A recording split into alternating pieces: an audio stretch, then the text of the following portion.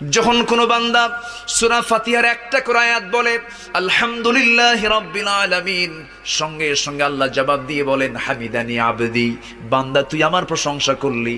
আর রহমানির রহিম যখন বলে আল্লাহ বলেন আসনা আলাইয়া আবদি।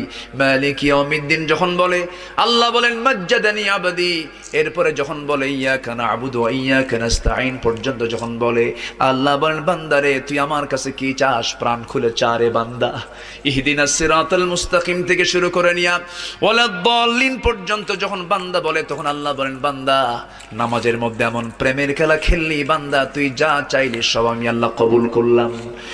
ওই বান্দা যখন রুকুতে যায় আল্লাহ তখন অস্থির হন।